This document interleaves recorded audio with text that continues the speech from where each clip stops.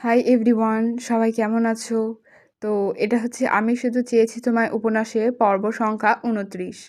এর আগের সমস্ত পর্বগুলি আমার চ্যানেলে আপলোড করা রয়েছে, তোমরা চাইলেই গিয়ে দেখে আসতে পারো। তো বেশি কথা না বাড়িয়ে আমি সোজাসুজি গল্পে আসছি। উপন্যাস আমি শুধু চেয়েছি তোমায়, লেখনীতে সুরাইয়া রাফা। দোতলার বেসমেন্টে ছাড়িয়ে ঝড়ের বেগে উপড়ে উঠেছে এলিভেটরটা। গন্তব্যে চিরাচরিত মাফিয়া পেন্টহাউস। এলিভেটরের মধ্যে ঠায় দাঁড়িয়ে এরিস। হৃদয়হীন লোকটার ভেতরে ঠিক কিরূপ ঝোড়ো হাওয়া বইছে সেটা আদৌ অনুমান করা না গেলেও ওর হিংস্র চোখের আকস্মাৎ পরিবর্তন হওয়া শিশুসুলভ ব্যাকুল চাহনি অনেক কিছুই বলে দেয়।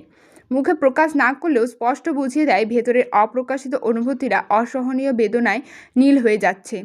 এরিসের ব্যতিগ্রস্ত মন এমন একটা মেয়েকে বেছে নিয়েছে যে কিনা ওর হাতে নিপীড়িত।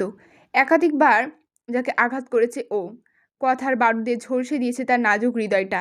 এমনকি একজন প্রস্টিটিউট বানানোর জন্য যা যা করতে হয় ঠিক তাই করেছে। অথচ পৈশাচিক সত্তার বাইরে গিয়ে ওই মেয়েটার জন্যই বারবার বিচলিত হয়েছে ওর কলুষিত আবেগহীন চিত্ত।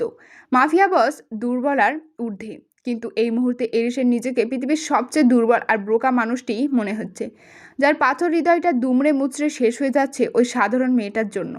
ইচ্ছে করছে অস্ত্রাগার থেকে সবচেয়ে শক্তিশালী মেশিন গানটা নিয়ে বেরিয়ে পড়তে, পুরো শহরে এক লকডাউন লাগিয়ে দিয়ে ওই মেয়েটাকে আবারও নিজের কাছে এনে বন্দি করে রাখতে। কিন্তু তা তো সম্ভব নয়। যুদ্ধ বাদিয়ে হলেও পছন্দের জিনিস কেড়ে নেওয়া এরিসের ধর্ম, অথচ কারোর মনের দখলদারি কিভাবে কেড়ে নিতে হয় সে কৌশল জানা নেই মাফিয়া বসের। এমনকি এটাও জানা নেই কারো হৃদয় থেকে কিভাবে মুছে ফেলতে হয় পাহাড় সম ঘৃণার আস্তর।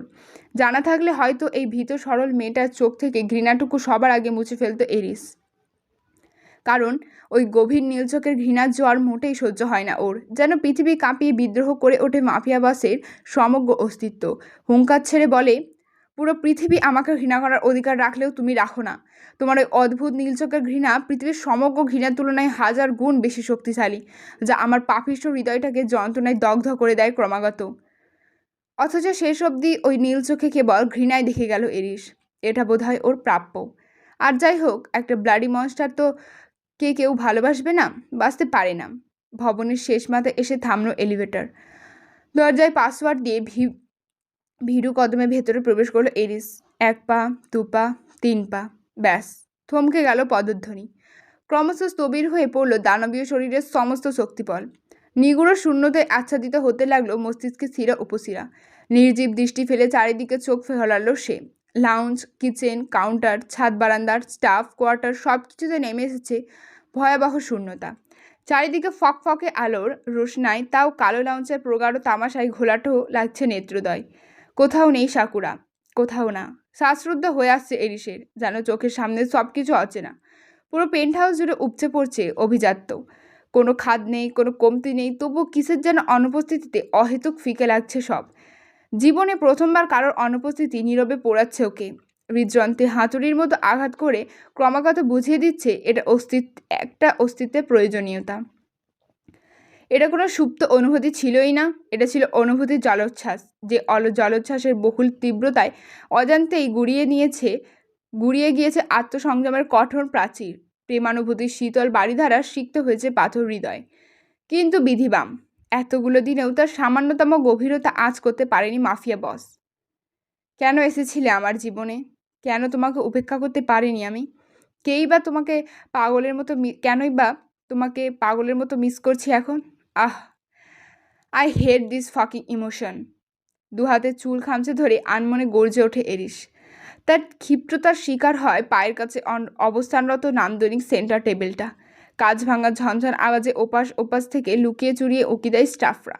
তাতে বিন্দু পরিমাণ ভ্রুক্ষেপ না করে সামনে এগোয় এরিস। প্রচণ্ড ক্রোধের বশবর্তী হয়ে অতর্কিতে হাতের কাছে যা পায় সেটাকে ছুঁড়ে ফেলে দেয় দিক বিদিক। মুহূর্তেই কাচের টুকরো আর ভাঙা আসবাবে ভরে ওঠে লাউঞ্চের তকতকে মসৃণ মেঝেটা। যুদ্ধটা যখন মনের সঙ্গে মস্তিষ্কের হয়, তখন দ্বিধাগ্রস্ততা হয় কেবলই রসিকতা। এরিস কোনোভাবেই পারছে না নিজের অনুভূতিকে সামাল দিতে, পারছে না ওই পান পাতার মতো আদুরে মুখটা মানসপট থেকে এক মুহূর্তের জন্য সরিয়ে দিতে। ওর চোখে ঈশানী ছিল শুভ্র মেঘের মতো নমনীয়, যা পৃথিবীর সকল রক্ষতাকে এক নিমেষে গলিয়ে দিতে সক্ষম। কিন্তু সেই নমনীয়তাটুকু এখন আর অবশিষ্ট নেই। সুমিষ্ট ভ্যানিলার সুঘ্রাণ নেই, নীল চোখের অভিমানী চাহনি নেই, নুপুরের রিন রিন আওয়াজ নেই, কোথাও খিলখিল হাসির ঝংকার নেই, সর্বোপরি সাকুরা নেই, নেই নেই, কোথাও নেই। আবারও হাতের কাছে ইনডোর প্ল্যান্টটা সশব্দে ছুঁড়ে মারে এরিস। ঈশানীর অনুপস্থিতিতে ওকে ক্রমশ উন্মাদ বানিয়ে দিচ্ছে। এগোতে এগোতে সিঁড়ির কাছে এসে দ্বিতীয়বারের মতো থমকালো মাফিয়া বস। কি মনে করে সামনে পা বাড়িয়ে গতিপথ পাল্টালো ফের। এগিয়ে গেল ঈশানীর 12 বাই 12 ফিটের ছোট্ট রুমটার দিকে। রুমের সামনে দাঁড়িয়ে এক চিলতে তপ্ত নিঃশ্বাস ছেড়ে হাত বাড়িয়ে ঠেলে খুলল দরজাটা। তৎক্ষণাৎ ভ্যানিলার হৃদয় নিংড়ানো সুবাসটা হানা দেয় ওর নাসারন্ধে। এতক্ষণে শ্বাস প্রশ্বাস কিছুটা স্বাভাবিক হলো যেন। ভেতরে দানা বাঁধা ধ্বংসাত্মক যুদ্ধটাও ক্ষণিকের মাঝে বিলীন হয়েছে মুগ্ধতার আড়ালে। লিভ। কক্ষের মাঝে পরিষ্কার পরিচ্ছন্নতায় কার্যরত স্টাফগুলোকে কঠোর স্বরে আদেশ করে এরিস। তৎক্ষণাৎ মাফিয়া বসকে কুর্নিশ জানিয়ে দ্রুত পায়ে রুম ত্যাগ করে তারা। সকলে বেরিয়ে যেতেই প্রকম্পিত গতিতে ভেতরে পা বাড়ায় এরিস। এই স্নিগ্ধ সুবাসটা ক্রমান্বয়ে স্মৃতিতে জীবন্ত করে দিচ্ছে ওর। ঘরের আনাচে কানাচে প্রত্যেকটা জিনিস কেবলই ঈশানীকেই মনিয়ে করে দিচ্ছে। একজোড়া ভীত নীল চোখ, অসাধারণ সেই নাচের ভঙ্গিমা, মেকি আত্মবিশ্বাস ধরে রাখার বৃথা চেষ্টা, এমনকি যাওয়ার আগে অতর্কিত ঠোঁটের মিলন, যা কোনোদিন ভুলতে পারবে না এরিস। যদিও চুমোটা ছিল একপাক্ষিক, এটার জন্য হয়তো ভবিষ্যতে আরও বেশি ঘৃণা করবে ঈশানী ওকে, তাও শুধুমাত্র এই একটা ব্যাপারে অনুশোচনা নেই এরিসের। ভাবনার জগৎ ছাপিয়ে ধীরে ধীরে স্টাডি টেবিলটার দিকে এগিয়ে যায় এরিস, যেখানে কলমটা পড়ে থাকলেও ডায়েরিটা অনুপস্থিত। এই রুমটা ছিল জেলখানার মতোই একাকী আর অসহনীয়। মোবাইল, ইন্টারনেট, এমনকি যোগাযোগের জন্য ফ্যাক্স মেশিনটাও ছিল অনুপস্থিত। ফ্লোরার রুমে তাও ফ্যাক্স মেশিন রয়েছে, এখানে সেটাও দেওয়া হয়নি। অবশ্য দেওয়ার কথাও নয়, এই তো মেয়েটাকে টর্চার করতে রেখে দিয়েছিল। নিজের ক্ষমতা আর কাঠিন্যতার জোরে বাধ্যগত মেয়েটাকে ওর বশ্যতা স্বীকার করাতে চেয়েছিল। ভাগ্যের পরিহাসে হলো তার উল্টোটা। ডেস্টিনি সব কিছু পাল্টে দিয়েছে। মাফিয়া বস হাজার চেয়েও নিজের মনের উপর কর্তৃত্ব ফলাতে পারেনি, আর না পেরেছে নাজুক মেয়েটা শেষ অবধি নিজের অন্ধকার সাম্রাজ্যে বন্দি করে রাখতে। উল্টো নিজের অজান্তেই নিপতিত হয়েছে প্রণয়ের দিশাহীন অনলে। টেবিলের ওপর অযত্নে ফেলে রাখা তুচ্ছ কলমটার দিকে দুনিয়ার সবটুকু মনোযোগ স্থির রেখে চাপা দীর্ঘশ্বাসের মাধ্যমে ভেতরের আহত বাতাসটুকু ঠেলে বের করলো এরিস। অতঃপর হাত বাড়িয়েছিল কলমটাকে। তুচ্ছ বস্তুটিকে অহেতুক নাড়াচাড়া করতে করতে সেদিকে নিগুড় দৃষ্টি ফেলে আহত স্বরে বলে উঠল, I know I was never the healer, I was always a burden to you, yet I miss you like hell. কলমটাকে এত কাতর হয়ে স্পর্শ করছিল যেন মনে হচ্ছিল এটা কলম নয়, স্বয়ং ঈশানী। পর মুহূর্তেই পিছন থেকে ওর নাম ধরে ডেকে উঠল কেউ। এরিস। ভাবনা ছেদ ঘটল মাফিয়ার। চট করে পেছনে ঘাড় ঘোরাতেই দেখলো ফ্লোরা দাঁড়িয়ে। এরিস পেছনে ঘোরার সঙ্গে সঙ্গেই ওকে মাথা নুইয়ে কুর্নিশ জানালো ফ্লোরা। কণ্ঠস্বর খাদে নামিয়ে বলল, আসলে ইস্যু এই পেন্ট হাউস থেকে পাওয়া কোনো কিছুই সাথে করে নিয়ে যায়নি। ওর ঘরটা পরিষ্কার করার নির্দেশ আমি দিয়েছিলাম স্টাফদের। ফ্লোরার কথায় হতচকিত হলো এরিস। কৌতূহলে ভ্রুকুঞ্চিত করে সশব্দে টান মেরে খুলে ফেললো অ্যান্টিকের ছোট্ট আলমারিটা। দেখলো ঈশানীর পরিহিত ফ্রক থেকে শুরু করে ওভারকোট, এমনকি উলের তৈরি সোয়েটার আর গ্লাভসগুলো এখানে রাখা। পুরো আলমারিতে এক পল চোখ বুলিয়ে তির্যক স্বরে প্রশ্ন ছুড়ল এরিস, নাইনি কেন? বলেছে এখানকার কোনো কিছুই প্রয়োজন নেই ওর। ওহ, ছোট্ট করে প্রত্যুত্তর করলো এরিস। ফ্লোরা চলে যাওয়ার জন্য উদ্যত হয়ে ফের পিছনে ঘুরে শুধালো, তাহলে কি স্টাফদের? না। বাক্য শেষ করার আগেই প্রসঙ্গে কঠোর নিষেধাজ্ঞা আরোপ করলো এরিস। গমগমে আওয়াজে বলল, এটা যেমন আছে তেমনই থাকবে, অহেতুক পরিষ্কার করার দরকার নেই।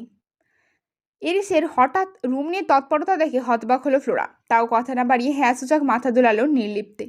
অতঃপর এরিসকে একা রেখে তাড়াহুড়ো করে আড়ষ্ট কদমে এই জায়গা থেকে প্রস্থান করলো মেয়েটা।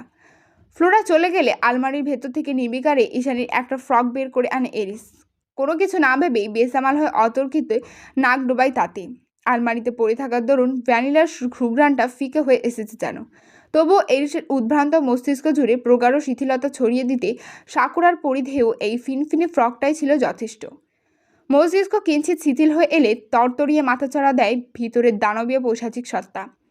একটা মেয়ের অনুপস্থিতিতে মাফিয়ার অসহায় বিবর্ণ চেহারার দিকে চেয়ে উপহাস করে ওঠে সে। অনুভূতির বিপক্ষে কঠোর অবস্থান নিয়ে বলে, পাইথন লিডারের এতটা অসহায় মানায় না। এতে যোগ্যতার প্রশ্ন ওঠে। যত দ্রুত সম্ভব ভুলে যাবে এটাকে, ছিঁড়ে ফেল ওসব ইউজলেস কাগজ ফাগজ, নয়তো কোনো একদিন এই দুর্বলতা তোর ধ্বংসের কারণ হয়ে উঠবে। মনে রাখিস, ধ্বংস হয়ে যাবি তুই। মস্তিষ্কের ভাবনায় অগ্নুৎপাতের ন্যায় আচমকা জ্বলে ওঠে এরিস। সহসা দানবীয় সত্তায় গলা ফাটিয়ে ক্রুদ্ধস্বরে বলে ওঠে, অসম্ভব। এক পর্যায়ে রাগ আর অনুভূতির সংমিশ্রণে দ্বিধাগ্রস্ত হয়ে হাঁটু ভেঙে ধপ করে মেঝেতে বসে পড়ল হিমালয়ের ন্যায় অটল মানুষটা। সুঠাম পৃষ্ঠদেশে গিয়ে ঠেকল সরু খাটের কার্নিশে। ঈশানীর জামাটা তখনও এক হাতে মুষ্টিবদ্ধ। সেভাবেই মাথাটা শূন্য এলিয়ে দিয়ে বিস্তার সিলিংয়ের দিকে দৃষ্টিপাত করল সেই। আশ্চর্য, সমগ্র সিলিং জুড়েই একই দৃশ্য ভাসমান। বুকের মাঝে তোলপাড় করে দেওয়া সেই গভীর নীল চোখ। সেদিকে চেয়ে থেকে নিজের ওপর বিদ্রুপ করে হাসল এরিস। পরমুহূর্তে চোখে মুখে নেমে এলো তার বিষাদের ঘটঘাটা। কিয়তক্ষণ অতিবাহিত হলো বিষণ্ণ নীরবতা। মুহূর্তে মহাবিশ্বের ন্যায় পূর্ণ দৃষ্টি ফেলে ভাসমান নীল চোখের দিকে চেয়ে থেকে মতিভ্রমে বিড়বিড়ালো মাফিয়া বস। তুমি ছিলে মরীচিকার সাম্রাজ্যে এক ফালি পথের দিশা, আধার হৃদয়ের এক টুকরো আলোক শিখা। তুমি আমার নামে লেখা সেই পবিত্র নীল আকাশ, যার অধিকার থেকে স্বয়ং বিচ্যুত আমি। অথচ তুমি শুধুই আমার প্রেম। আমার। কক্সবাজার, বাংলাদেশ। সূর্যের সোনালি শস্যিতে জলজল করছে চারিদিক। দক্ষিণ থেকে ভেসে আসছে দোদুল্যমান উত্তর সামুদ্রিক গর্জন। বৃক্ষ আচ্ছাদিত রাস্তার চারিপাশে মুঠো মুঠো সোনালি রোদের হাতছানি। বরফের মাঝে জমে নেই কোনো কিছু। গাছপালা, ঘরবাড়ি, সব কিছু সতেজ। জানুয়ারি মাসের শেষ কয়েকটা দিন হওয়ায় জুৎসই শীতের রেশ এখনও উপস্থিত। তবে রাশিয়ার অসহনীয় ঠান্ডার তুলনায় এই শীতটুকু নিছকই আরামদায়ক আর ভীষণ উপভোগ্য। কচি ঘাসে পতিত বিন্দুসম শিশুর কণাগুলি যেন ঝুরো ঝুরো মুক্তদানা। 17 ঘন্টার লম্বা ফ্লাইটের ইতি টেনে ভোর রাতে ঈশানীকে নিয়ে ঢাকায় এসে পৌঁছেছে তুষার। সেখান থেকে হেলিকপ্টারে সোজা কক্সবাজার। আর এখন তুষারের ব্যক্তিগত রেঞ্জ রোভারটা ঊর্ধ্বশ্বাসে এগিয়ে যাচ্ছে ঈশানীর শ্যাওলা পড়া ছোট্ট দোতলা বাড়িটার অভিমুখে। চোখে রোদ চশমা এঁটে নির্লিপ্ত গাড়ি ড্রাইভ করছে তুষার। মুখের ওপর মাস্ক লাগানো, দরুন তার অভিব্যক্ত বুঝে ওঠার দায়। অন্তর্মুখ ঈশানী সেদিকে নজর দিল না খুব একটা। তুষারের কিসের এত দায়িত্ববদ্ধতা? সে ওকে সদূর রাশিয়া থেকে বাড়ি পর্যন্ত এগিয়ে দিচ্ছে। মাফিয়ারা তো এতটা সদয় নয়। প্রশ্নটা মনে হলেও মুখে প্রকাশ করার ইচ্ছে জাগেনি ইস্যুর। সহসা ঘাড় ফিরিয়ে সন্তর্পণে নামিয়ে দিয়েছে গাড়ির টিনের জানালাটা। জানালা নামাতেই এক ছত্র দমকা বাতাসে শরীরের লোমকূপ দাঁড়িয়ে গেল নিমেষে। বহুদিন বাদে ভেজা মাটির সোদাগন্ধে প্রাণ জুড়িয়ে এলো ওর। ঈশানী আজ ভীষণ খুশি। চোখে মুখে জড়ো হয়েছে উপচে পড়া প্রফুল্লতা। জানালায় চিবুক ঠেকিয়ে এতটা বিভোর নয়নে চারিদিক অবলোকন করছে যেন সবকিছুই ওর কাছে নতুন। ঠোঁটের আগায় লেপ্টে আছে সদ্য জন্মানো শিশুর ন্যায় এক চিলতে বিমোহিত হাসি, অশ্রুসিক্ত দুর্নয়ন। ঈশানী জানে না এতগুলো দিন বাদে বাড়িতে ওর জন্য ঠিক কী অপেক্ষা করছে। জানতে চায় না ও। এই মুহূর্তে বেঁচে ফেরার আনন্দের তুলনায় ওর নিকট সব কিছু তুচ্ছ। সব। আই থিঙ্ক এটাই তোমাদের বাড়ি। গাড়িটা স্থির হতে না হতেই সম্বিত ফিরে পেল ঈশানী। হতচকিত নয়নে সামনের দিকে দৃষ্টিপাত করতে ওপাশ থেকে বহুক্ষণে নীরবতা ভাঙল তুষার। শ্যাওলা পড়া দোতলা বাড়ি। অভিমানী অশ্রুজলে ভরে উঠেছে চোখের কর্নিশ। কণ্ঠনালী রোধ করেছে জমে থাকা কান্নার জোয়ার।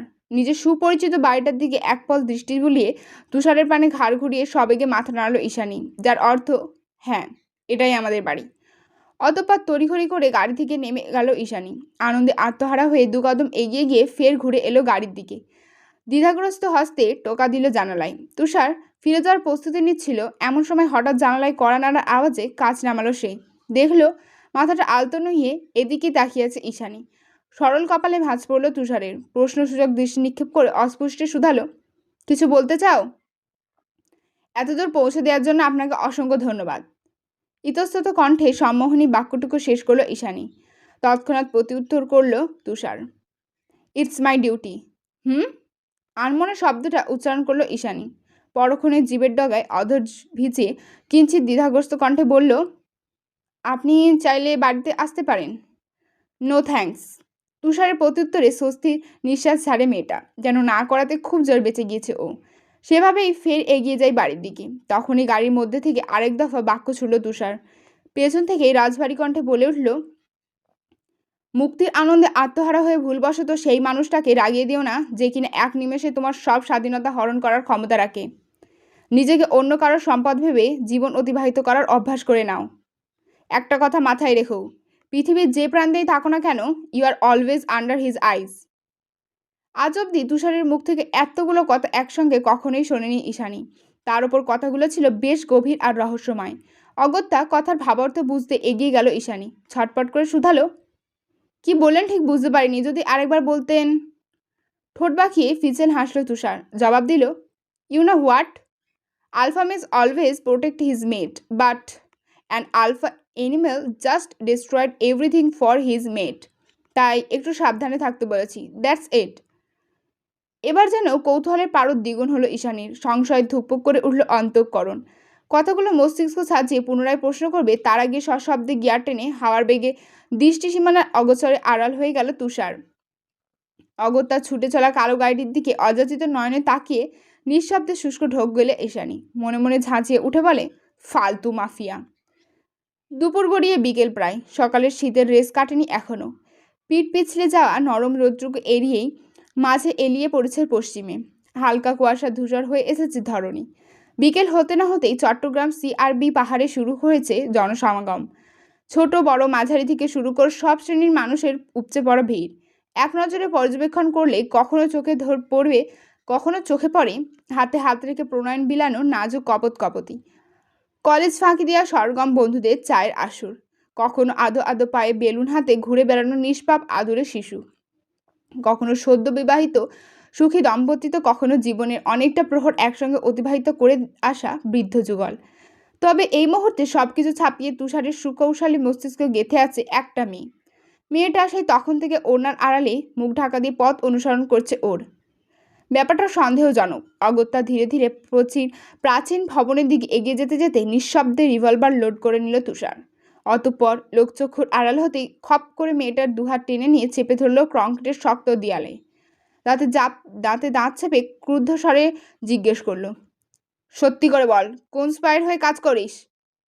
তুষারের কথায় বিস্ময়ে হতবিহ্বল হলো মেয়েটা। চোখ দুটো কপালে তুলে উল্টে শুধালো, আশ্চর্য, কাজ করি মানে? আর এভাবে তুই তোকারি করছেন কেন? ওপাশে সিনিয়ররা আছে, ডেকে এনে এমন রেক দেয়াবো না, জনমের মতো এসব নাটক ফাটক ভুলে যাবেন। ওভার স্মার্ট হওয়ার চেষ্টা করো না, স্পট ডেথ বানিয়ে ছেড়ে দেব। কঠোর আওয়াজ বেরিয়ে এলো মাস্কের আড়াল থেকে। ওদিকে বিরক্তিতে ভ্রু কুচকালো মেয়েটা, দাঁত কিরমির করে বলল, শুনুন, নিঝুম কখনোই ওভার স্মার্ট হওয়ার চেষ্টা করে না, কারণ আমি একটু ওভার স্মার্টই, বুঝেছেন? আর আপনি কোন খেদের মৌলু বলুন তো, এভাবে ধরে রেখেছেন কেন? কথা শেষ হতে না হতে একটানে তুষারের মাস্কটা খুলে হাতে নিয়ে এলো নিঝুম। মাস্ককে হাত দেওয়ার কয়েক ন্যানো সেকেন্ডের মাঝেই ওর কপালে রিভলভার তাক করলো তুষার। আকস্মাৎ ঘটনাটি ঝড়ের গতিতে ঘটে গেল যেন। ওদিকে তুষারের মাস্ক খোলার পর থেকেই দৃষ্টিতে পলক ছাড়ছে না নিঝুম। দিন দুনিয়া ভুলে এক দৃষ্টিতে তাকিয়ে আছে সামনের মানুষটার দিকে। তামাটে বর্ণের সুদর্শন লোকটার মুখাবয়ব দেখে যতটা বিমোহিত হয়েছে, তার চেয়েও বেশি আশ্চর্য হয়েছে তার কর্মকাণ্ডে। চোখ উঁচিয়ে কপালে তাক করানো রিভলভারের দিকে এক পলক নজর দিয়ে হতবাক হয়ে গেল নিঝুম। দুহাতে মুখ ঢেকে কণ্ঠ সক্রিয়তা ধরে রেখে বলল, অবুক, পিস্তল দেখিয়ে আছে? সত্যি সত্যি নাটক করেন নাকি? আপনি নিশ্চয়ই হিরো। ভিলেন, গম্ভীর স্বরে জবাব দিল তুষার।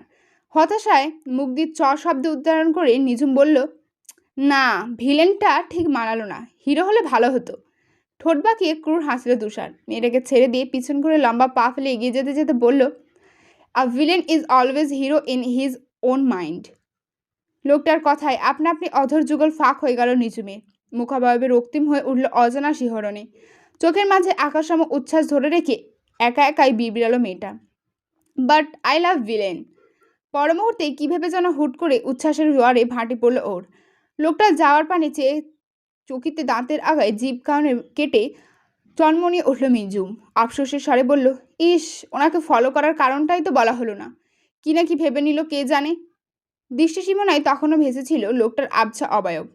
সেটাই কাজে লাগালো নিঝুম। চট করেই ব্যাগ থেকে স্টিকি নোট আর কলম বের করে টুকে দিল লোকটার আনকমন ক্যানভাস জ্যাকেটের লোগোটি, রেট্রো ট্র্যাকার। এটা কি হলো আমি বুঝতে পারলাম না তো।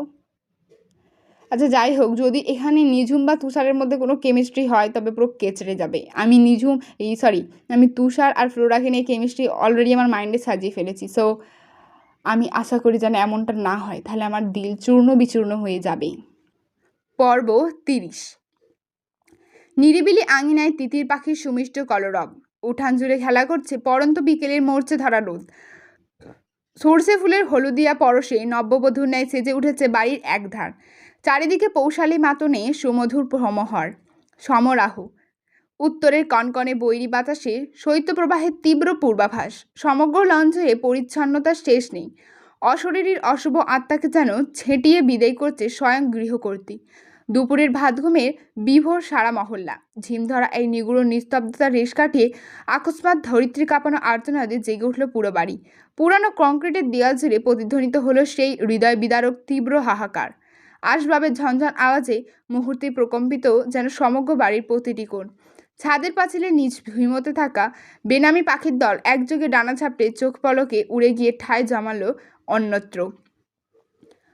উষা মাত্রই ফিরেছে স্কুল থেকে। বেবি পিঙ্ক কালারের হ্যালো কিটির ব্যাগটা এখনও ঝুলে আছে তার কাঁধেই। পরিশ্রান্ত শরীরটাকে টেনে টুনে দুরাহ কদমে ঘরের দুয়ারে এক পা রেখেছে কি রাখেনি, তন্মধ্যে ভেতর থেকে ভেসে এলো মেয়েলি কন্দনের ব্যাগড়া আওয়াজ। কান খাড়া করল উষা। সুপরিচিত কণ্ঠস্বরে ক্ষীণ আর্তনাদ কর্ণগোচর হতেই প্রবল সংখ্যায় আটকে উঠল তার দুর্বল চিত্ত। এক মুহূর্তও দাঁড়ালো না মেয়েটা। পায়ের জুতো কাঁধের ব্যাগ ইতিউতি ছুঁড়ে ফেলে দিয়ে ছুটল ঘরের দিকে। আস্তে ধীরে নয়, বাতাসের বেগে গিয়ে থমকালো বসার ঘরে। ঘরের মাঝে ওলটপালট সব, যেন প্রলয়ঙ্কারী ঘূর্ণিঝড়ের তাণ্ডবে চূর্ণ বিচ্ছিন্ন চারিপাশ, যার সূত্রপাত হয়েছে কিয়তক্ষণ আগেই। কেন্দ্রস্থল ওর বোন ঈশানী। হ্যাঁ, ঈশানী ফিরে এসেছে। আজ প্রায় 3-4 মাস পর দেখা মিলেছে তার। আর এই মুহূর্তে মায়ের রণচণ্ডীর মুখোমুখি সে।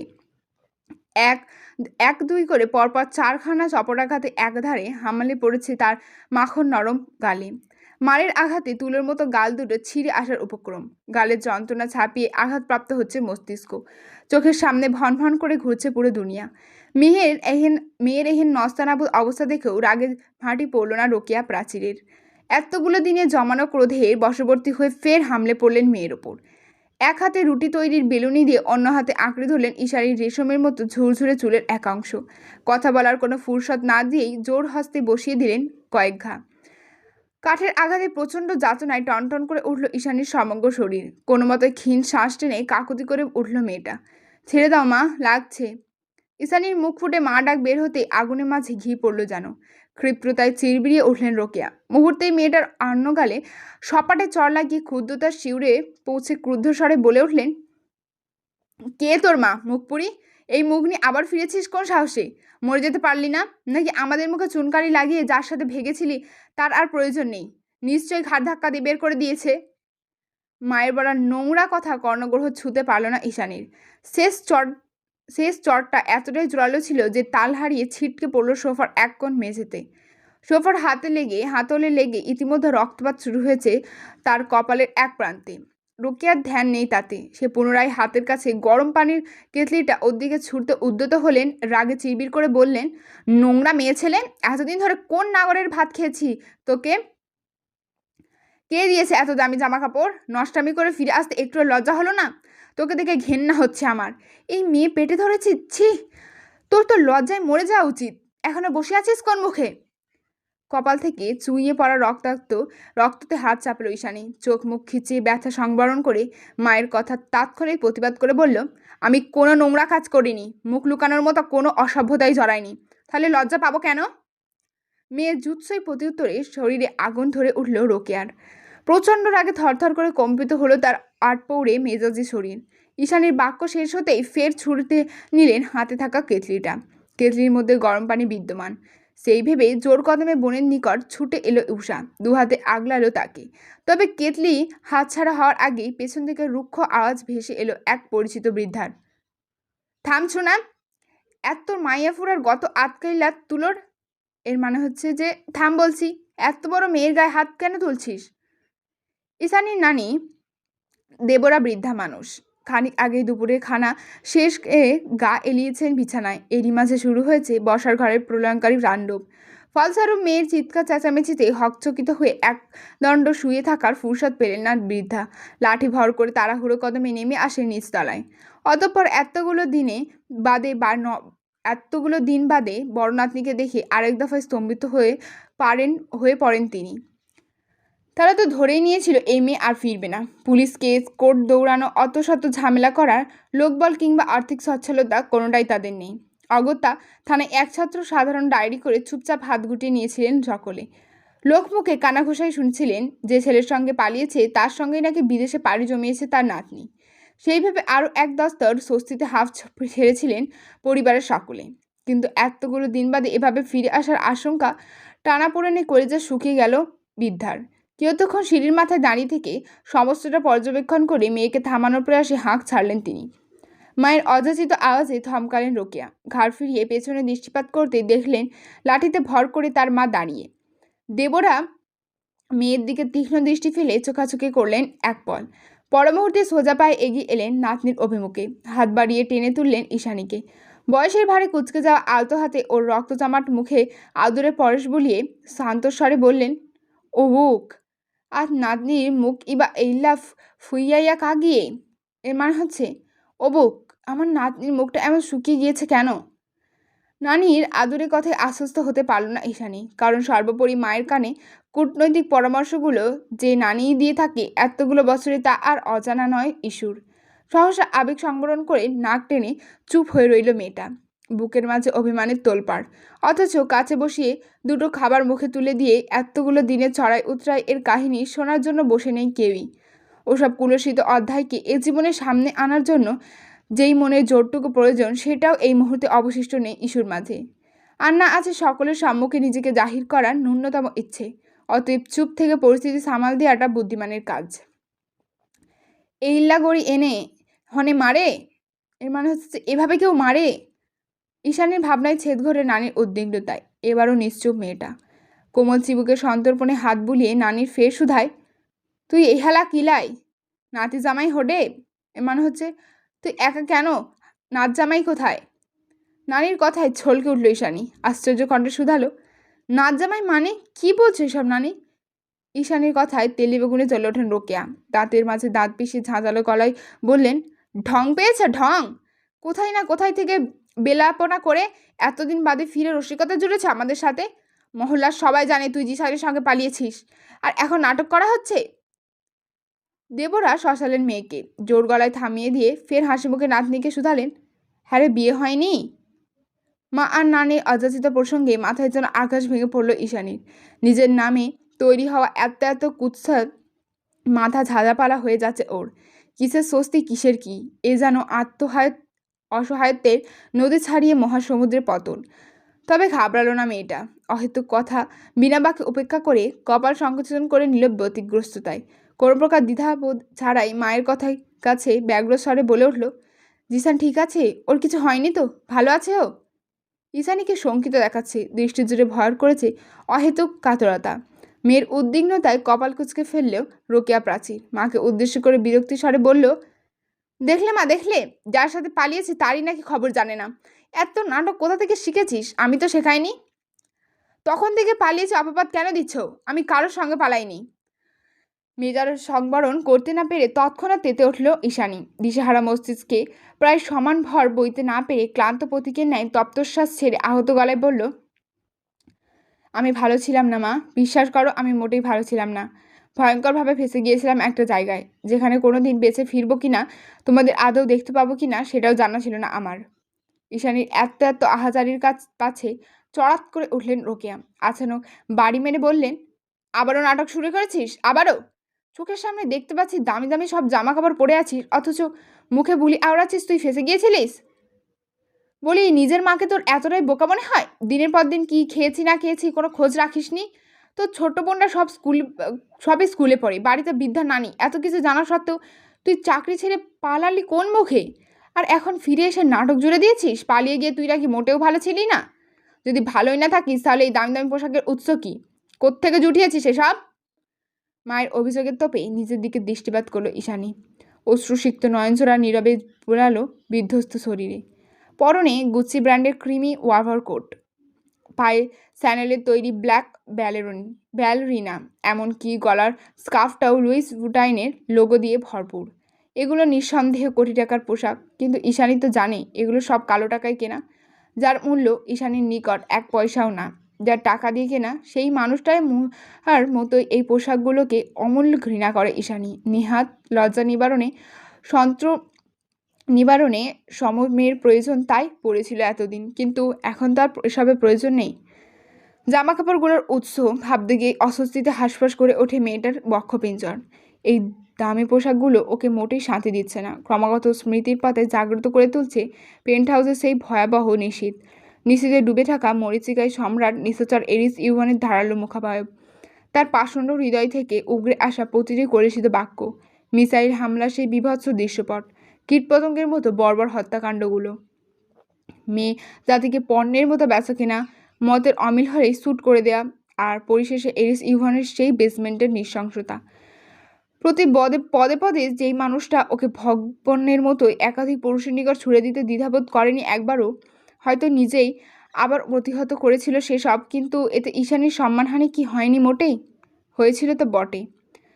চাকচিক্য পোশাকের অন্তরায় ওই বিভৎস কলুষিত সময়গুলোর কথা ভাবতে গিয়ে কলিজা কেঁপে ওঠে ঈশানী। অজান্তেই ভয়ের তোরে শিউরে ওঠে মেয়েটা। মস্তিষ্কের খেই হারিয়ে এক নিমেষে শরীর থেকে ছুঁড়ে ফেলে দেয় রেশমের মতো ফিনফিনে কোমল স্কার্ফটা। অতঃপর ওভারকোটটা টেনে খুলতে খুলতে তরতরিয়ে উঠে যায় দোতলায়। গন্তব্য নিজের কক্ষ। এগুলো না ছাড়তে পারলে শান্তি নেই, কিছুতেই শান্তি নেই।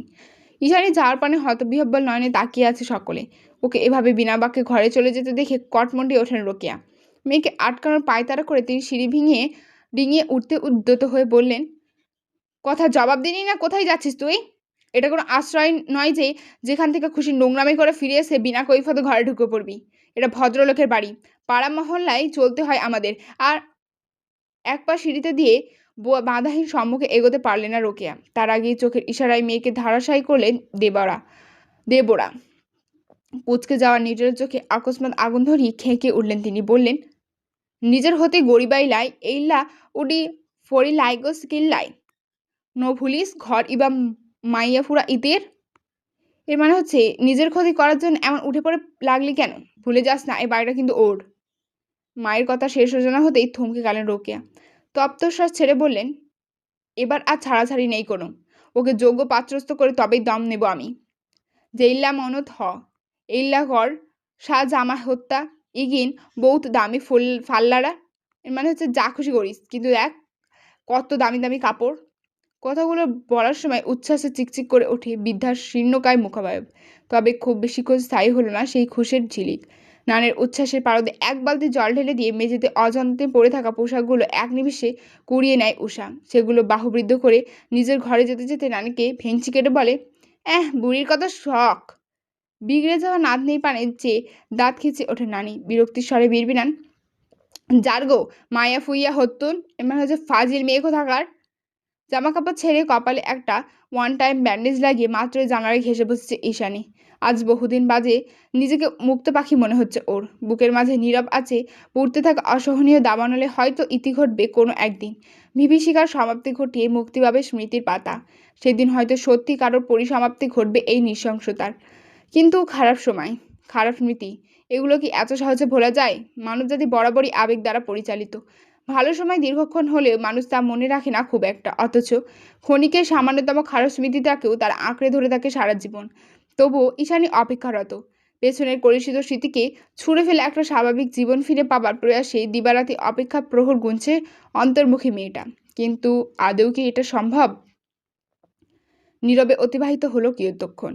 আশেপাশে প্রগাঢ় নিস্তব্ধতা, সন্ধ্যার বুক চিরে বিষণ্ণ আধারের হাতছানি, যেন কেউ কোথাও নেই। শুধু ইস্যু আর তার অন্তহীন ভাবনারা তামাশায় হাবুডুবু খাচ্ছে নির্বিশেষ। পর মুহূর্তে কী ভেবে যেন বাস্তবতায় ফিরে এলো মেয়েটা। হাত বাড়িয়ে টেবিলের ড্রয়ার থেকে পুরনো মোবাইল ফোনটা আর একটা সিম তুলে নিল নিঃশব্দে। অতঃপর আটপৌরো মোবাইলখানায় সিম প্রতিস্থাপন করে ডায়াল করলো একটা বেনামি নম্বরে। একবার দুবার করে কয়েকবার রিং হতে অপর পাশ থেকে ফোন রিসিভের পিক পিক আওয়াজ ভেসে এলো। মৃদু সেই আওয়াজ টুকু কর্ণগোচর হতেই ওপাশ থেকে দ্বিধাগ্রস্ত স্বরে ডেকে উঠল ঈশানী, হ্যালো জিসান। টিকটিক করে ঘড়ির কাঁটা জানান দিয়ে যাচ্ছে রাতের অন্তিম প্রহরের নীরব আগমন। বাইরে তুষারপাতের একছত্র বিচরণ, বরফের আস্তরণে ডুবে আছে প্রকৃতি। কেমন যেন ঠান্ডায় জমে মৃত লাগছে সব। আজকাল এই নির্জীবতা, এই বিষণ্ণ নীরবতা বড্ড বিরক্ত লাগে ইরিশের। মস্তিষ্ক ছাপিয়ে সেই বিরক্তটুকু আনমনে উদ্ভাসিত হয় তার সমগ্র মোহমণ্ডলে। তুষার আচ্ছাদিত মস্কো শহরের মতো এক টুকরো বরফখণ্ডে রূপান্তরিত হয়ে আছে তার বিধ্বস্ত নিগুড় চিত্ত। হৃদয়হীন লোকটার অনুভূতির প্রকাশের ভাষা জানা ছিল না অভিমানের অভিব্যক্তি বুঝে ওঠার অভিনব কৌশল। তাই তো সবসময়ের মতোই পরিশেষে ওর প্রাপ্তির খাতা শূন্য। অনুভূতি দিয়ে প্রাপ্তির বিচার করা মূর্খতার লক্ষণ। এরিস সেটা ফলাতে চায় না কখনোই। ওর কাছে জীবন মানে ভ্যালু অফ পাওয়ার, কলুষিত হওয়ার কোনো পরিসীমা নেই।